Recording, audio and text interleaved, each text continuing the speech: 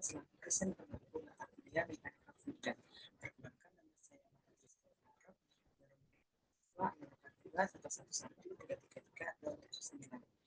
kesempatan kali ini saya akan menjawab soal ujian semester mata kuliah mekanika fluida untuk soal nomor 1. Untuk tugas nomor 1 yaitu setiap mahasiswa menjawab semua pertanyaan dari peserta kuliah yang telah dibuat dan nantinya yang menampilkan atau tidak menampilkan dari proses pencarian jawaban tersebut. Itu dari nomor 1 atas nama Rofi dengan NIM 18111333 Pertanyaan pertama yaitu, bisakah benda selain gas dan cairan dikelompokkan sebagai fluida? Jika iya, bagaimana caranya? Di sini dijawab bahwasanya secara umum istilah fluida mengacu pada zat-zat yang memiliki kemampuan untuk mengalir dan mengubah bentuk mereka untuk menyesuaikan dengan wadahnya.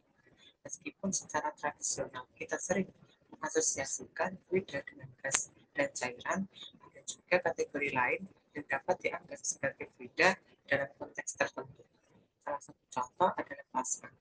Plasma adalah fase materi di mana partikel-partikel bermuatan seperti ion dan elektron bebas bergerak.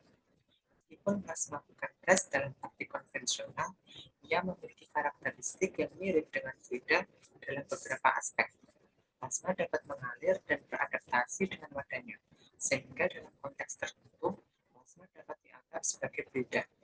Selain plasma, ada juga bahan-bahan lain yang mungkin memiliki sifat-sifat fluida dalam kondisi tertentu, seperti gel, koloid, atau bahkan beberapa jenis padatan yang bisa mengalir seperti pasir basah. Namun, pengelompokan benda-benda ini sebagai fluida mungkin lebih tergantung pada definisi dan konteks yang digunakan. Misalnya, dalam konteks rekayasa atau ilmu material, beberapa bahan seperti suspensi atau polimer tertentu mungkin dianggap sebagai fluida dalam situasi tertentu. Jadi, meskipun gas dan cairan adalah contoh paling umum dari fluida, ada bahan lain yang juga dapat dikelompokkan sebagai fluida tergantung pada sifat-sifat mereka dan konteks penggunaannya. Soal kedua, yaitu jika sesuatu yang mengalir kita sebut sebagai fluida, bisakah mekanika fluida menjelaskan aliran elektron dalam kawat atau aliran cahaya dalam serat optik? Di sini dikatakan bahwasanya meskipun mekanika fluida secara tradisional fokus pada aliran cairan dan gas, prinsip-prinsip yang sama dapat diterapkan pada aliran benda-benda lain yang mengalir, seperti aliran elektron dalam kawat atau aliran cahaya dalam serat optik. Konsep-konsep dasar mekanika fluida seperti hukum kekekalan massa, hukum kekekalan momentum, dan hukum kekekalan energi masih berlaku dalam konteks ini. Misalnya, aliran elektron dalam kawat dapat dianalogikan dengan aliran fluida dalam pipa. Hukum kekekalan massa berarti bahwa jumlah elektron yang masuk ke dalam satu titik pada kawat harus sama dengan jumlah yang keluar, yang sesuai dengan hukum kekekalan massa dalam mekanika fluida. Selain itu, hukum kekekalan momentum juga dapat digunakan untuk menjelaskan bagaimana aliran elektron mempengaruhi perubahan momentum dalam kawat. Sementara itu, aliran cahaya dalam serat optik dapat dianalogikan dengan aliran fluida dalam saluran yang memantulkan cahaya. Prinsip-prinsip pemantulan dan pembiasan cahaya dalam serat optik dapat dianalogikan dengan perubahan arah aliran dalam mekanika fluida ketika fluida bertemu dengan permukaan yang berbeda. Meskipun analogi ini dapat membantu dalam pemahaman dasar tentang aliran elektron dalam kawat atau aliran cahaya dalam serat optik, perlu diingat bahwa ada perbedaan signifikan antara aliran fluida konvensional dan aliran partikel-partikel subatom, seperti elektron atau foton. Oleh karena itu, untuk pemahaman yang lebih dalam dan tepat, diperlukan pendekatan fisika yang khusus untuk masing-masing fenomena tersebut, yaitu elektrodinamika untuk aliran elektron dan optika untuk aliran cahaya. Pertanyaan yang ketiga yaitu, sampai skala seberapa kecil atau besar mekanika fluida bisa digunakan untuk menjelaskan sebuah fenomena. Di sini dijelaskan bahwasanya mekanika fluida adalah cabang ilmu yang mempelajari perilaku fluida dalam berbagai skala, mulai dari skala makroskopis hingga mikroskopis.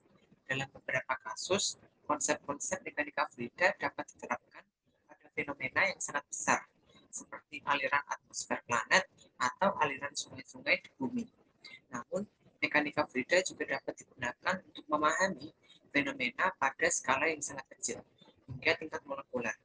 Seiring dengan perkembangan teknologi dan penelitian, mekanika fluida telah berkembang untuk dapat menjelaskan fenomena pada skala yang semakin kecil, seperti aliran dalam mikrofluida, di mana volume cairan yang diangkut sangat kecil, atau bahkan dalam nanofluida, di mana efek permukaan dan gaya antar molekul menjadi dominan.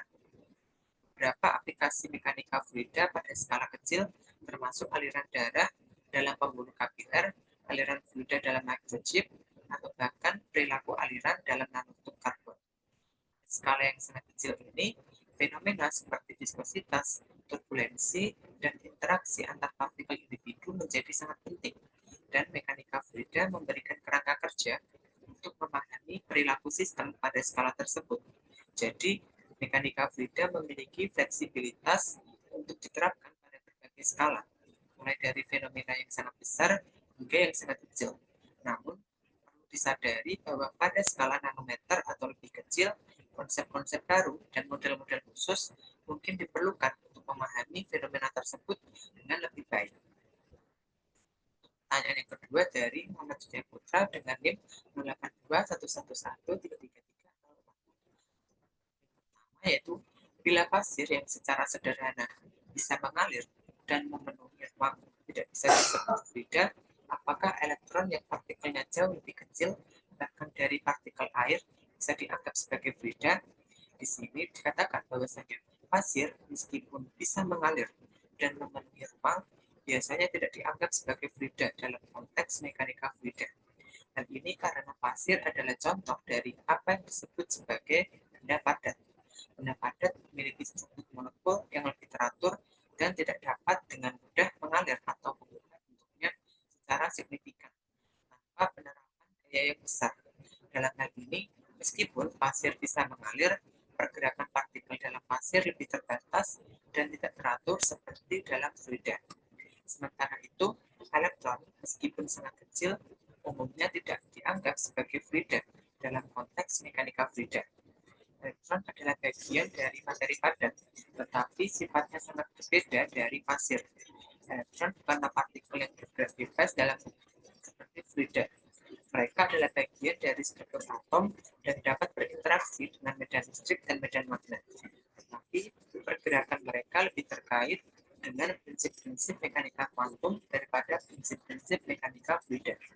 Dalam konteks mekanika fluida, kita biasanya berbicara tentang zat-zat yang memiliki sifat-sifat tertentu, seperti kemampuan untuk mengalir dan mengubah bentuk mereka untuk menyesuaikan dengan wadahnya dengan mudah.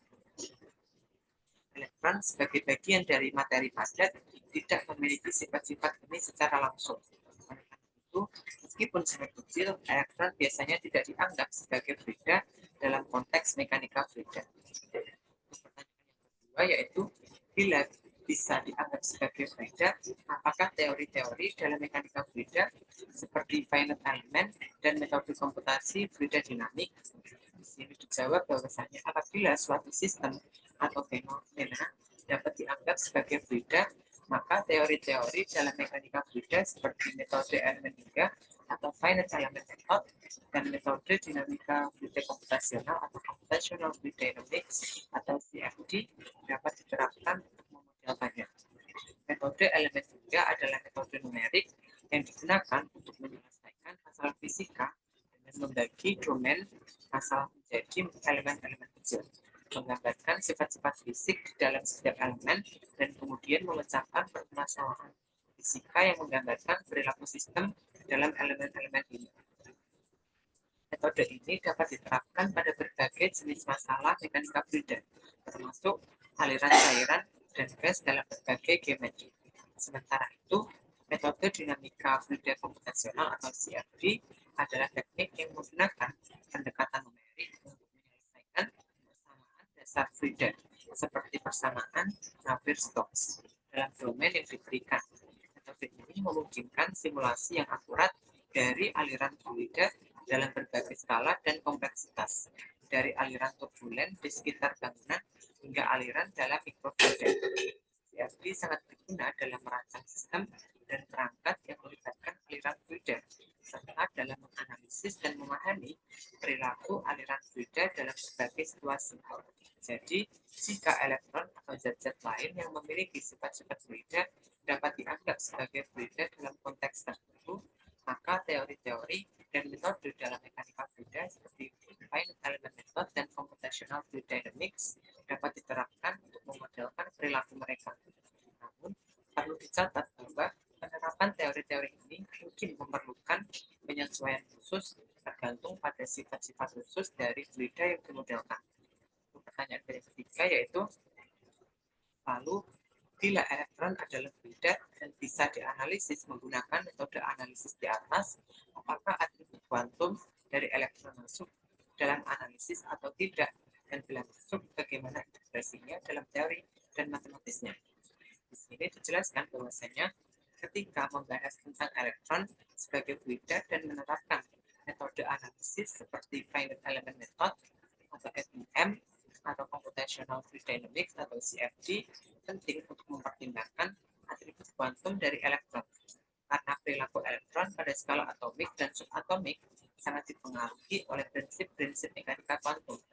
Pada level kuantum, elektron dapat memiliki sifat-sifat dualitas gelombang partikel, superposisi, dan ketidakpastian. Ini berarti bahwa dalam konteks analisis mekanika fluida, kita perlu mempertimbangkan bahwa elektron tidak hanya bergerak sebagai partikel, tetapi juga dapat didekati sebagai gelombang probabilitas. Integrasi atribut kuantum ini ke dalam analisis mekanika fluida dapat dilakukan melalui berbagai pendekatan, tergantung pada kompleksitas sistem dan tingkat ketelitian yang dibutuhkan. Di antara pendekatan yang digunakan untuk mengintegrasikan atribut kuantum ke dalam analisis mekanika fluida adalah A. Pendekatan kuantum magnetik. Ini melibatkan penggunaan fungsi gelombang untuk menggambarkan distribusi probabilitas elektron dalam ruang dan juga waktu. Dengan menggunakan persamaan Schrödinger atau persamaan Dirac, kita dapat menggambarkan evolusi probabilitas elektron dalam sistem fluida tertentu. Untuk yang B, yaitu metode Monte Carlo. Metode ini memodelkan elektron sebagai partikel individual yang bergerak dalam sistem dengan berbagai probabilitas.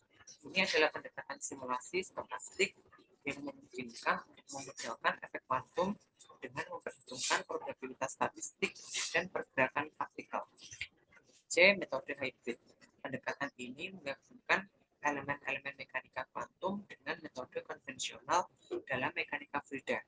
Contohnya adalah metode kuantum terkontinum yang mencoba untuk memodelkan sifat elektron dari konteks aliran fluida yang kontinu. Integrasi atribut kuantum dalam analisis mekanika fluida memerlukan pendekatan matematis yang kompleks dan seringkali memerlukan sumber daya komputasi yang besar. Namun, dengan kemajuan teknologi dan penelitian, pendekatan ini menjadi semakin mungkin dan penting dalam memahami fenomena pada skala nanometer dan subatomik.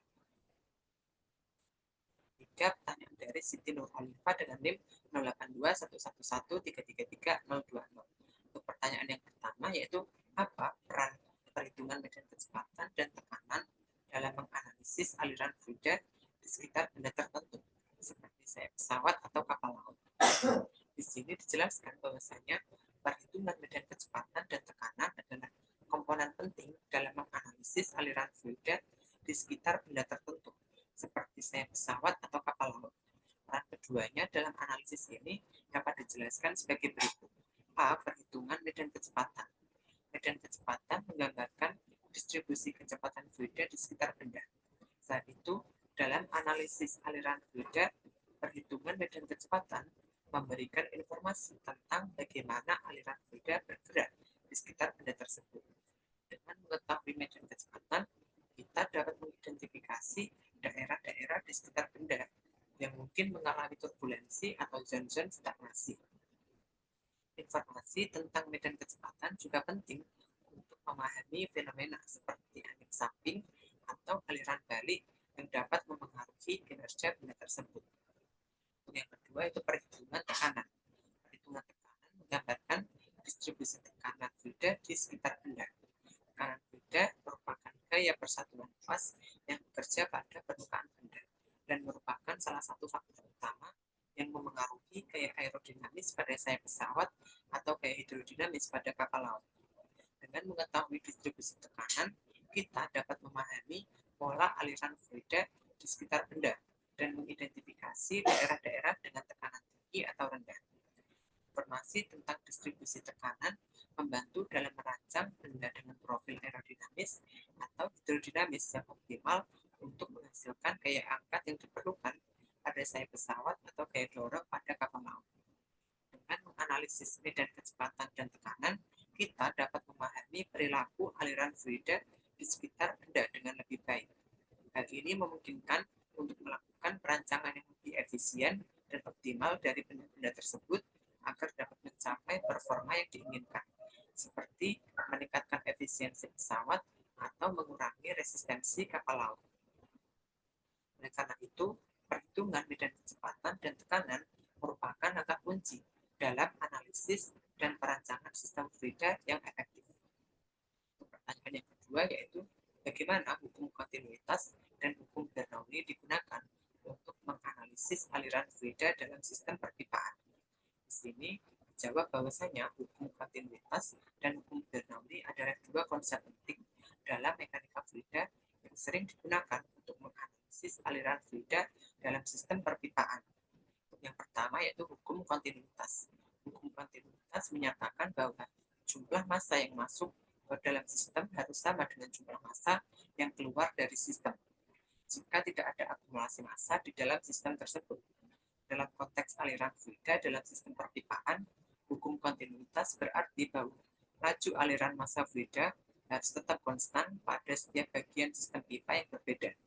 Secara matematis, hukum kontinuitas dapat dinyatakan sebagai A1 dikali V1 sama dengan A2 dikali V2, di mana A adalah luas penapang pipa dan V adalah kecepatan aliran fluida. Ini berarti bahwa jika luas penapang pipa berkurang, maka kecepatan aliran fluida akan meningkat. Begitupun sebaliknya. Yang kedua yaitu hukum Bernoulli. Hukum Bernoulli menyatakan bahwa total energi mekanik, energi potensial dan kinetik dalam aliran fluida konstan pada setiap titik dalam aliran yang tidak memiliki kehilangan energi atau sumber maupun tujuan energi. Secara matematis, hukum Bernoulli dinyatakan sebagai P1 ditambah dengan setengah rho V1 kuadrat ditambah rho GH1 sama dengan P1 ditambah setengah rho V1 kuadrat ditambah rho GH1, di mana P adalah tekanan, rho adalah kerapatan fluida, V adalah kecepatan aliran fluida, G adalah percepatan gravitasi, dan H adalah ketinggian. Ini berarti bahwa jika tekanan turun, maka kecepatan aliran fluida akan meningkat, dan sebaliknya.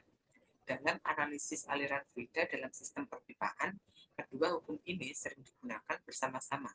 Misalnya, dengan menggunakan hukum kontinuitas, kita dapat menghitung laju aliran massa fluida pada bagian yang berbeda dari sistem pipa. Kemudian, dengan menggunakan hukum Bernoulli, kita dapat menganalisis distribusi tekanan dan kecepatan aliran fluida di sepanjang sistem pipa untuk memahami bagaimana energi mekanik dipertahankan dalam aliran tersebut.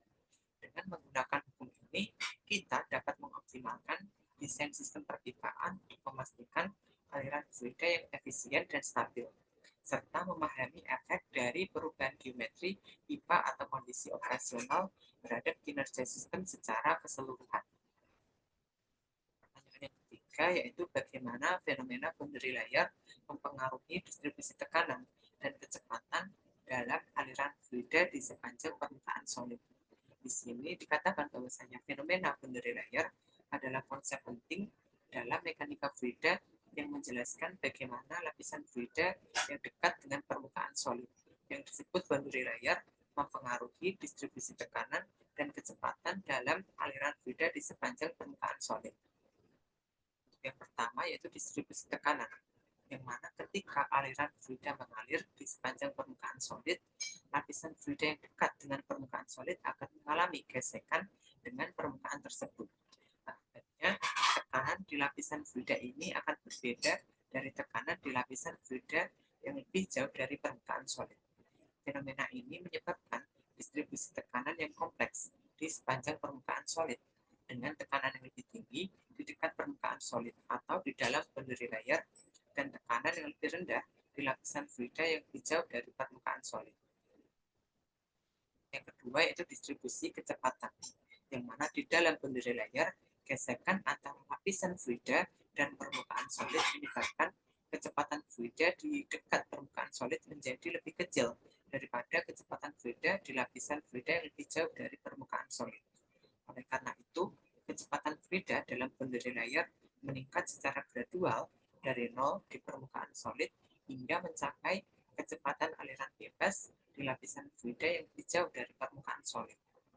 Fenomena ini dikenal sebagai profil kecepatan, di mana kecepatan fluida bertambah secara bertahap dari permukaan solid ke aliran bebas.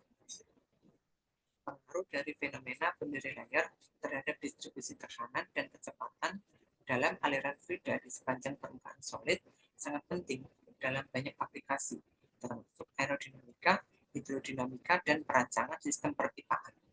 Memahami bagaimana boundary layer mempengaruhi aliran fluida memungkinkan kita untuk merancang sistem yang lebih efisien dan mengoptimalkan kinerja aliran fluida, baik dalam hal resistensi terhadap gerakan atau distribusi tekanan yang merata. Untuk pertanyaan yang keempat yaitu dari Alvimia Maharan dengan NIM 082111333060. Pertanyaan yang pertama yaitu bagaimana pengaruh interaksi antar molekul pada sifat-sifat fluida seperti viskositas dan tegangan permukaan. Bagaimana pengaruh ini dimodelkan dalam simulasi aliran fluida. Di sini dijelaskan bahwasannya interaksi antar molekul memainkan peran kunci dalam menentukan sifat-sifat fluida seperti viskositas dan tegangan permukaan. Berikut adalah pengaruhnya dan bagaimana pengaruh ini dimodelkan dalam simulasi aliran fluida. Yang pertama yaitu viskositas. Viskositas adalah ukuran dari seberapa besar kekakuan atau resistensi suatu fluida terhadap aliran. Ini ditentukan oleh interaksi antar molekul dalam fluida. Pada tingkat molekuler, viskositas terkait dengan gaya gesekan antar lapisan molekul dalam fluida saat mengalir. Semakin besar gaya gesekan ini, maka semakin tinggi viskositas fluida. Dalam situasi simulasi aliran fluida, viskositas sering dimodelkan menggunakan model viskositas turbulen yang berdasarkan pada hubungan antara gradien kecepatan dan gaya gesekan dalam fluida.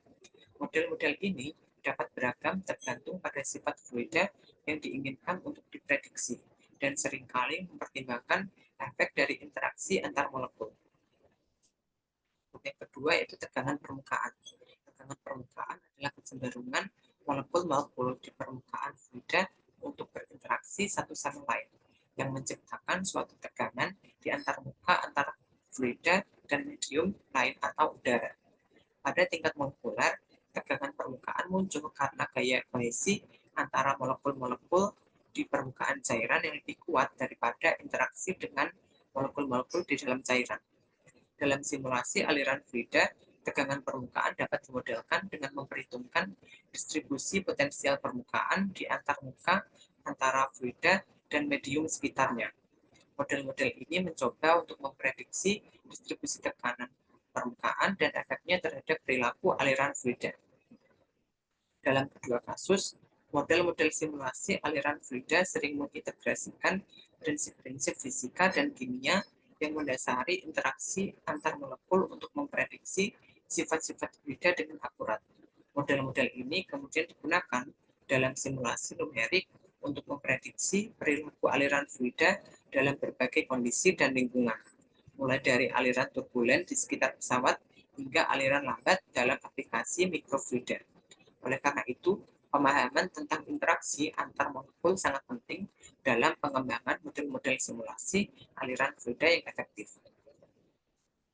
Pertanyaan yang kedua yaitu, pada kondisi ekstrim seperti temperatur dan tekanan tinggi, apakah sifat-sifat fluida masih mengikuti hukum mekanika fluida klasik?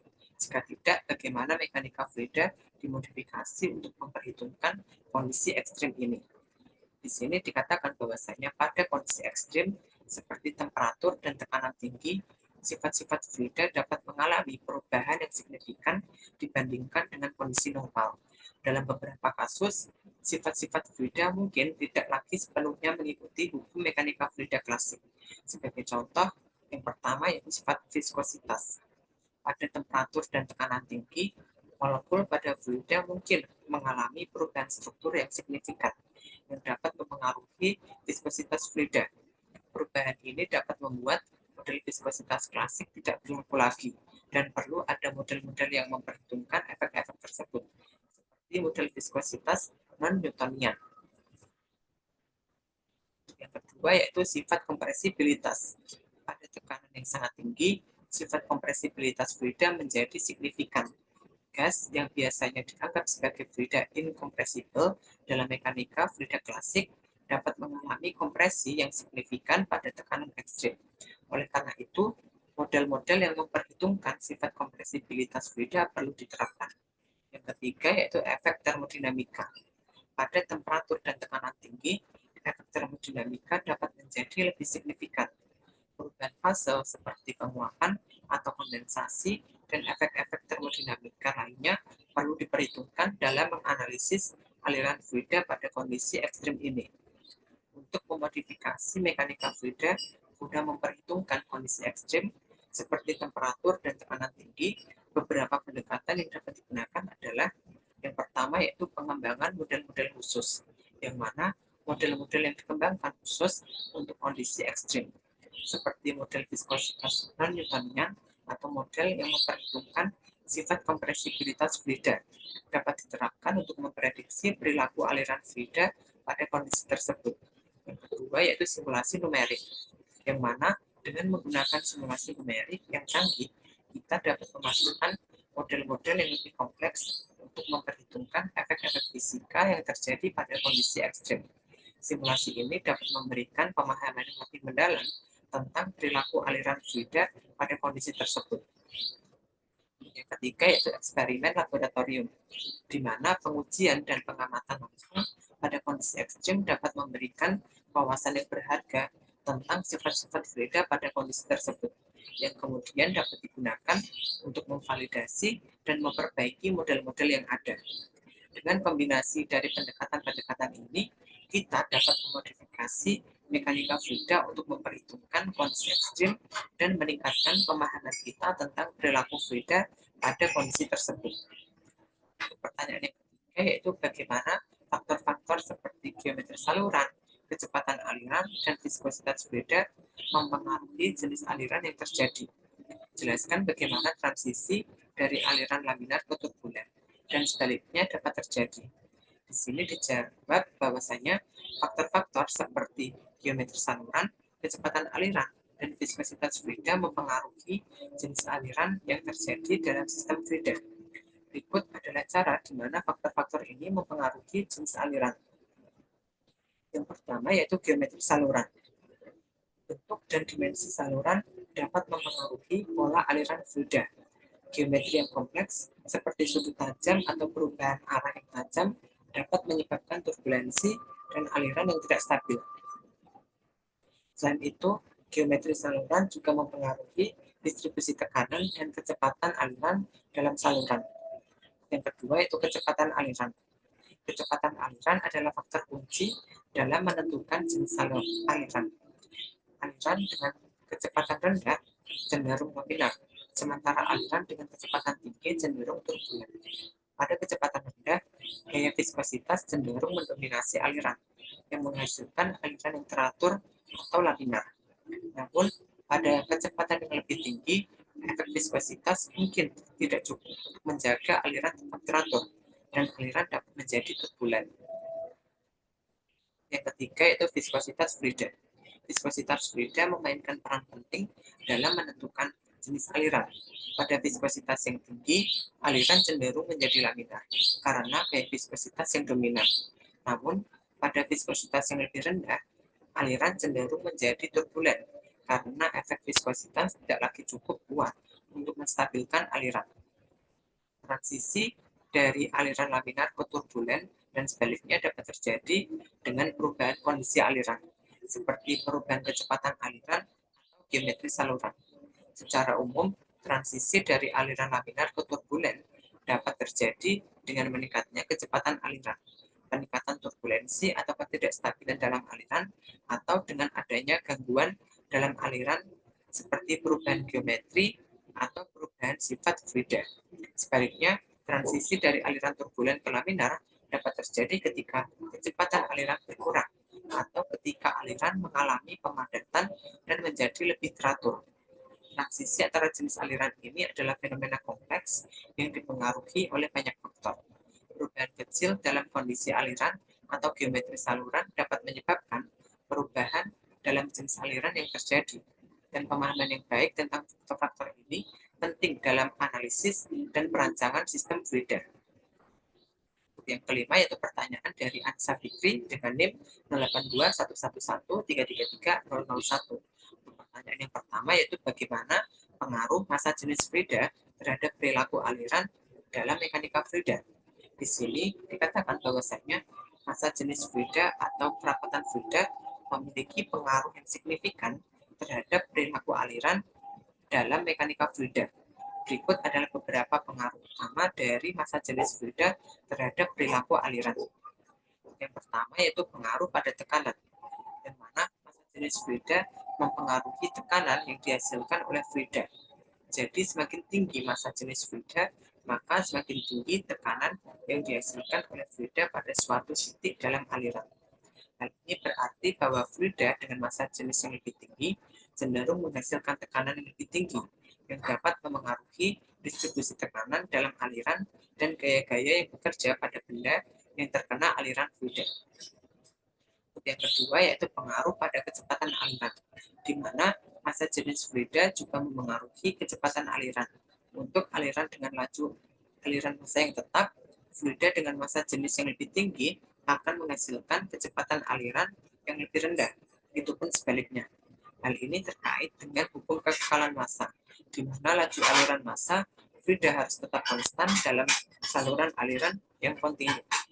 Massa jenis yang lebih tinggi berarti bahwa volume yang sama dari fluida tersebut memiliki massa yang lebih besar, sehingga memerlukan kecepatan aliran yang lebih rendah untuk mempertahankan laju aliran massa yang tetap. Yang ketiga yaitu pengaruh pada stabilitas aliran. Massa jenis fluida juga mempengaruhi stabilitas aliran. Pada umumnya, aliran dengan fluida yang lebih padat atau massa jenis yang lebih tinggi cenderung lebih stabil daripada aliran dengan fluida yang kurang padat. Ini karena fluida dengan massa jenis yang lebih tinggi cenderung memiliki inersia yang lebih besar, yang membuatnya lebih tahan terhadap gangguan eksternal atau perubahan dalam kondisi aliran. Untuk yang keempat yaitu pengaruh pada gaya hidrodinamis. Massa jenis fluida mempengaruhi gaya-gaya hidrodinamis yang bekerja pada benda yang terendam dalam fluida atau berinteraksi dengan aliran fluida. Gaya-gaya seperti gaya apung juga bergantung pada massa jenis fluida. Dengan demikian, massa jenis fluida adalah salah satu parameter penting dalam menganalisis dan merancang sistem fluida. Perubahan dalam massa jenis dapat mempengaruhi berbagai aspek perilaku aliran, termasuk tekanan, kecepatan, stabilitas, dan gaya-gaya hidrodinamis yang bekerja pada sistem. Pertanyaan yang kedua yaitu, apa peran viskositas dalam menentukan jenis aliran fluida, dan bagaimana dampaknya terhadap kestabilan aliran? Jawab, viskositas adalah sifat fisik dari fluida yang mengukur kekakuan atau resistensi internal fluida terhadap aliran. Peran viskositas sangat penting dalam menentukan jenis aliran fluida dan mempengaruhi kestabilan aliran dengan cara berikut. Yang pertama yaitu penentu jenis aliran. Viskositas adalah salah satu faktor utama dalam menentukan jenis aliran, yaitu apakah aliran tersebut laminar atau turbulen. Pada kecepatan aliran rendah, gaya viskositas biasanya mendominasi dan aliran cenderung menjadi laminar. Pada aliran laminar, partikel fluida mengalir dalam lapisan-lapisan berurutan dan teratur, tanpa perturbulensi signifikan.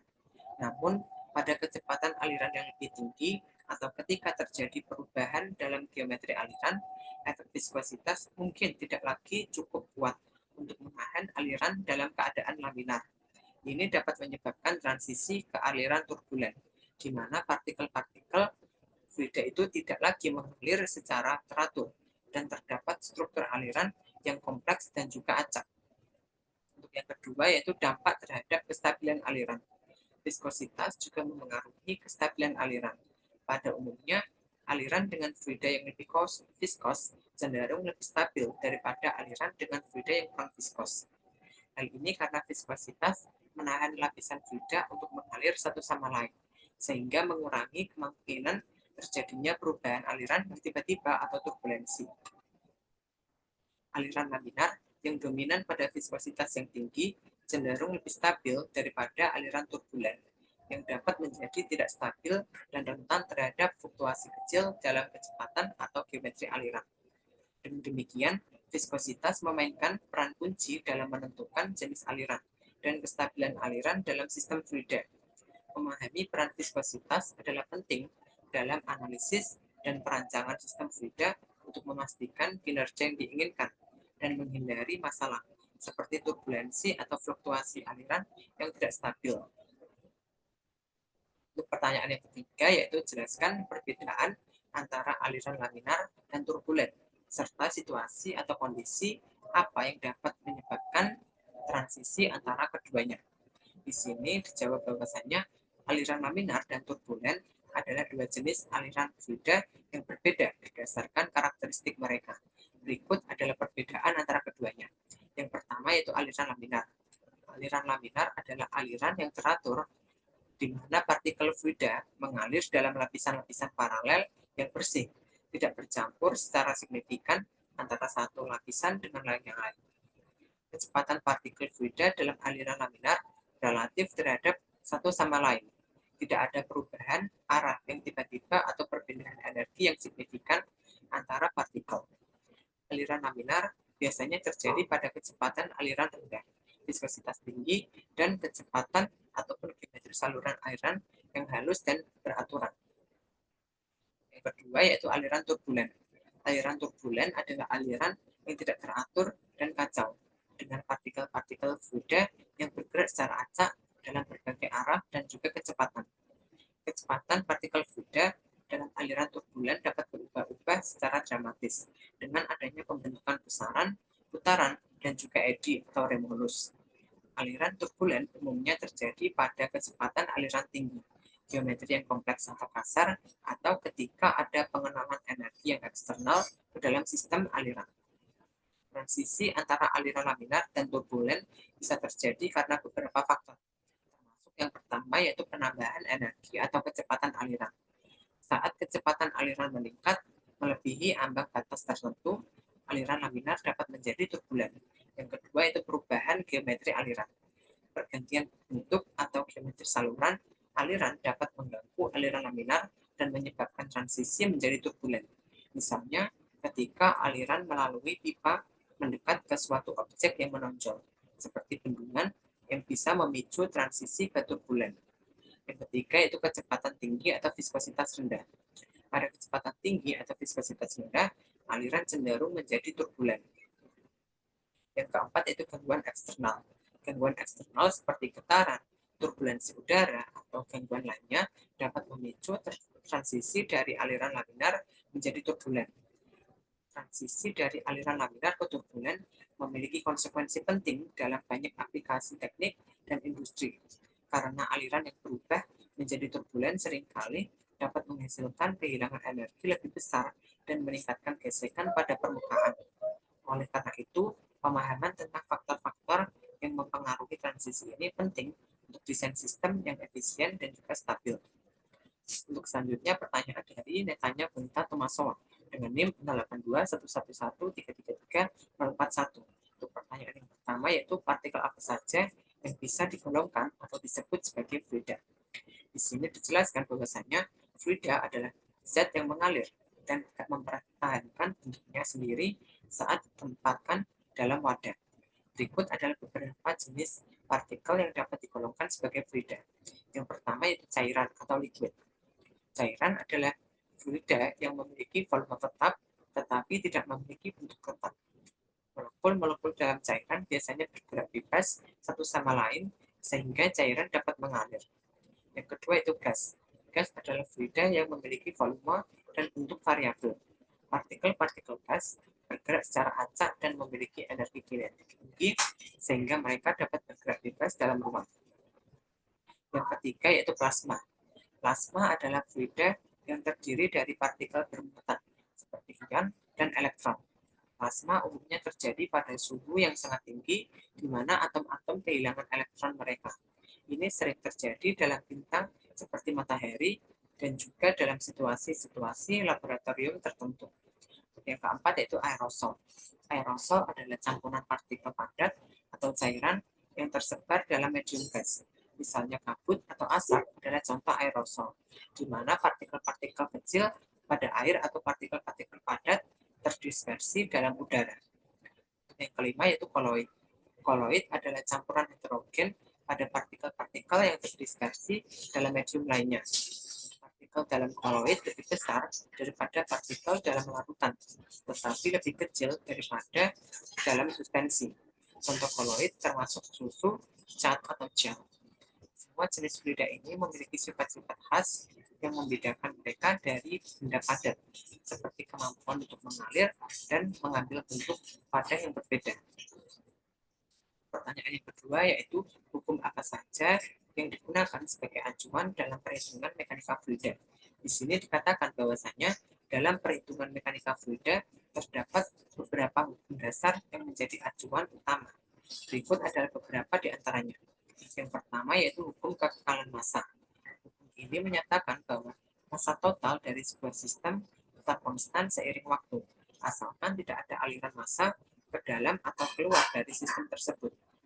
Dalam konteks mekanika fluida, ini berarti bahwa laju aliran massa fluida ke dalam suatu volume kontrol sama dengan laju aliran massa fluida keluar dari volume kontrol. Yang kedua yaitu hukum kekekalan momentum.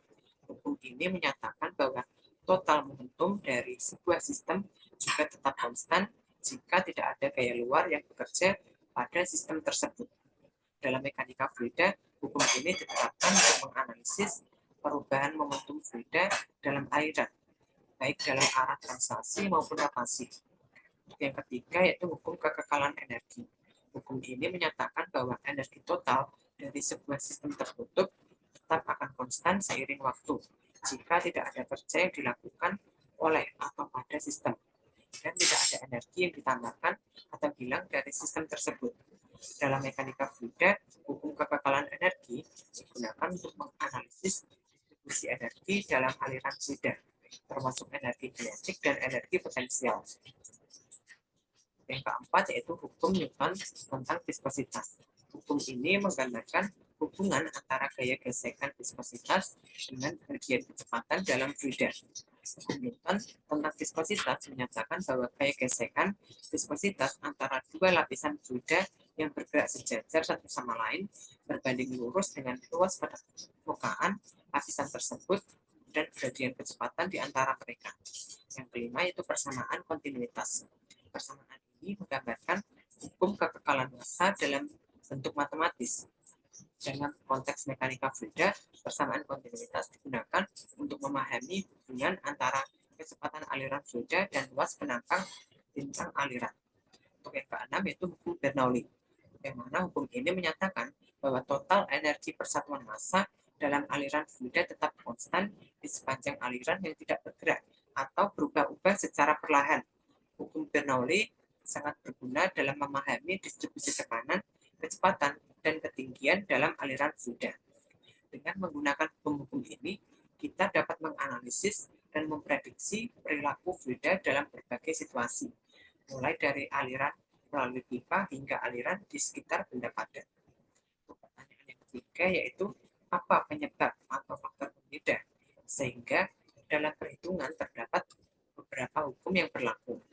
Di sini dikatakan bahwasanya ada beberapa faktor yang menyebabkan terdapat beberapa hukum yang berlaku dalam perhitungan mekanika fluida. Berikut adalah beberapa di antaranya. Yang pertama yaitu jenis fluida.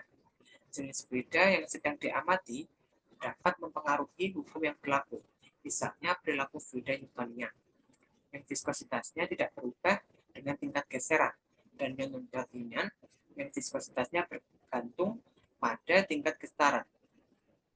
Akan mengalami perbedaan dalam aplikasi hukum Newton tentang viskositas. Yang kedua yaitu skala peristiwa. Skala peristiwa baik dalam hal dimensi fisik maupun skala waktu juga dapat mempengaruhi hukum yang berlaku. Misalnya dalam aliran fluida dengan kecepatan tinggi atau skala yang sangat besar, seperti aliran udara di sekitar pesawat terbang. Hukum kekekalan massa, momentum, dan energi mungkin berlaku, tetapi fenomena seperti kompresibilitas gas dan efek turbulensi juga perlu dipertimbangkan. Yang ketiga itu kondisi lingkungan. Kondisi lingkungan di mana fluida berada juga memainkan peran penting dalam menentukan hukum yang berlaku. Misalnya dalam perhitungan aliran air dalam pipa, kita mungkin dapat mengabaikan efek gravitasi jika pipa tersebut berada dalam keadaan horizontal. Tetapi dalam aliran air di sungai yang miring, efek gravitasi harus dipertimbangkan. Untuk yang keempat yaitu sifat fluida. Sifat-sifat khusus dari fluida seperti viskositas, kompresibilitas, dan kepadatan mempengaruhi penerapan hukum-hukum tertentu. Fluida dengan viskositas tinggi misalnya mungkin mengalami efek turbulensi yang lebih besar dan perubahan bentuk aliran yang signifikan dibandingkan dengan fluida dengan viskositas rendah. Yang kelima yaitu kondisi batas. Kondisi batas seperti geometri aliran, permukaan kontak dengan benda padat, dan kecepatan aliran relatif juga mempengaruhi pilihan hukum yang digunakan dalam perhitungan. Misalnya, dalam aliran fluida di sekitar benda padat, hukum Bernoulli dan hukum Newton tentang viskositas mungkin perlu digabungkan untuk memodelkan interaksi antara fluida dan permukaan benda. Dengan mempertimbangkan semua faktor ini, para perancang dan ilmuwan dapat memilih hukum yang paling sesuai dan relevan untuk menganalisis dan memodelkan perilaku fluida dalam berbagai situasi dan juga kondisi. Berikut penjelasan terkait kelompok 1 untuk soal nomor 1 pada ujian tengah semester mekanika fluida.